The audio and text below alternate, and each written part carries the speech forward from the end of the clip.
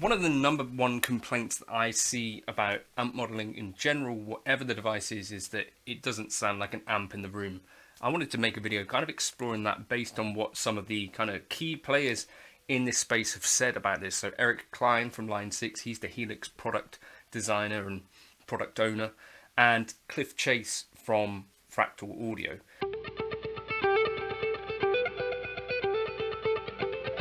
This channel is supported by TrueFire. TrueFire is an online library of lessons from some of my favourite players. There's thousands of lessons on there. You can use the promo code JNC40 to get 40% off of any of their courses.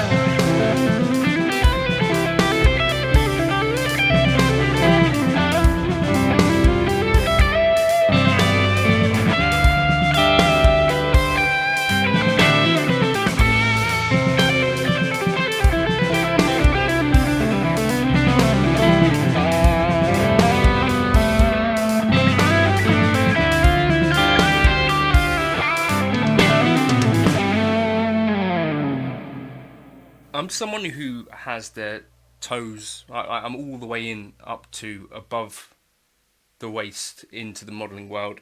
I still have a few amps, and I'm definitely one of these people that can appreciate both parts of the kind of digital tube divide. You've seen me do videos on those probably. However, one of the things, like I was having an email exchange with Gary in Australia, I think, who's got a red plate amplifier, and I think gigs that with a 1x12, and he's, asked me the question. Basically, he was trying to use the Tonex stuff and Kemper stuff, I think, and said whenever he put it through a cab on stage, it just didn't seem as real as his analog rig going through a red plate amplifier and normal pedals. And I totally sympathise with that, and I think there's a good reason why, and that's kind of what I wanted to explore in this video. I think if you're really stuck on this idea of it sounding real, I think you're always going to be able to tell the difference when you look back and you see that your glorious red plate amp isn't there. I think you have to sort of let that go.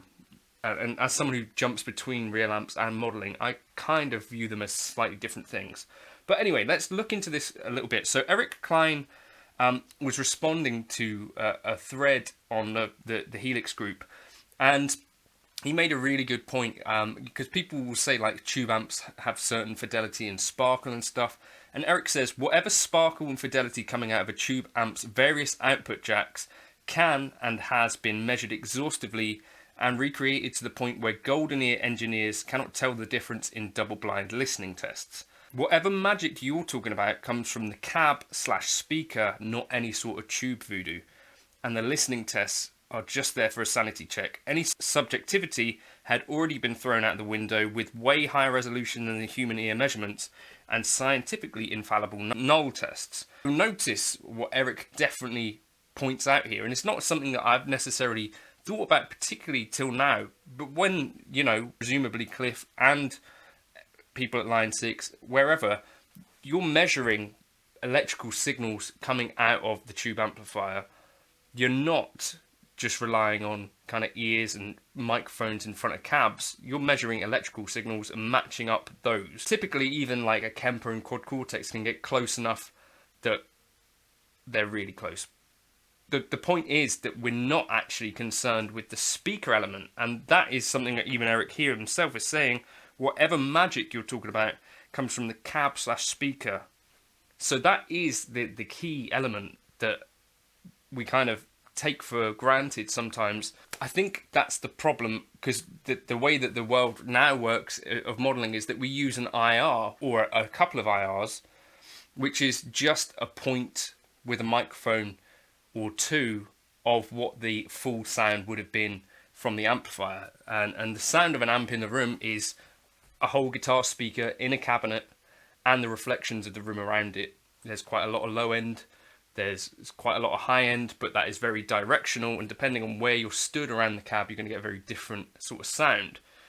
Once you noodle that down into an IR and then disperse that signal back out through something like a Fender Tone Master FR12 or a Line 6 Power Cab or something like that, there's a bunch of filtering from the EQ of the IR, and IR is just an EQ with lots and lots of different resolution points. It's kind of, you don't really get back to that full amp experience, right? And that makes sense. Now, what can we do about this? There are a few things. So one is either just let go of the amp in the room as an idea in general and just commit to this idea that modeling is a different paradigm altogether. That's fine. You're still going to have the question like, how do I have some amount of stage volume and it sound good? Or do you commit just fully to the idea that it's going to be in your ears? Most of the work that I've found that makes this acceptable is to use liberally the high cut if you're using in-ears, and bring that high cut right down to 4 to 6K and get rid of the super spiky stuff that is there, that really does make it feel like you're in this digital world. It's not necessarily the sound of digital, it's the sound of close miking. The other thing we could do is consider which of the full range flat response things are the best or are going to work. So people often will start with a head rush.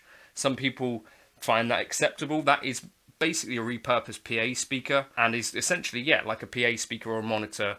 And that is a totally legitimate way to hear your sound close-ish to what it would be at the front of house, right? And that might not be a bad thing at all.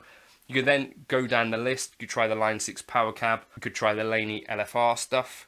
You could try the latest Tone Master FR12. I personally have one of those. I think it's a really decent thing.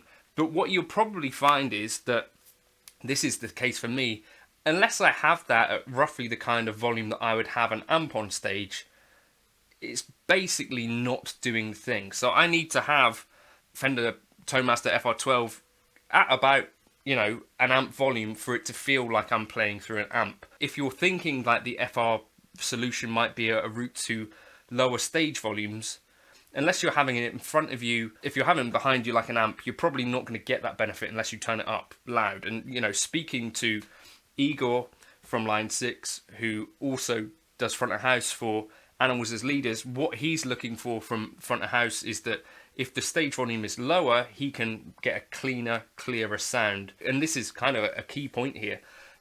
The guys from Animals as Leaders actually on stage will plug from their modeling devices. So I think Javier uses Fractal. I think Tosin both has a Helix and a Fractal unit. They plug from that into the return of Mesa Boogie triple rectifiers. And this is even on their European backline tours.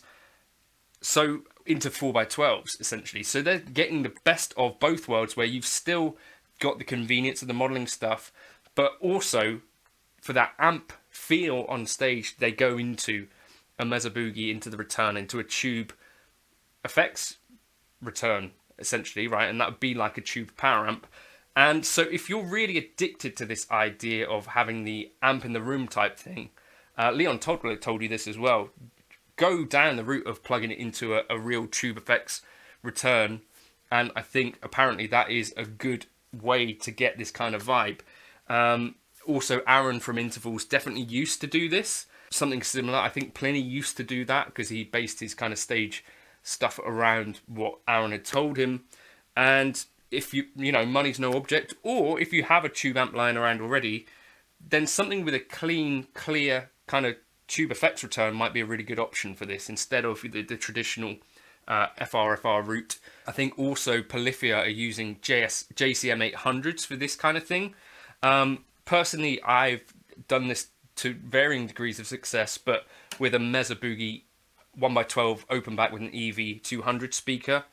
I personally have left IRs on for a more real sound. You might want to turn those off, but as you turn up the volume in this kind of setup, if you've got the IRs still on, it kind of stays smooth and clear is what I've found.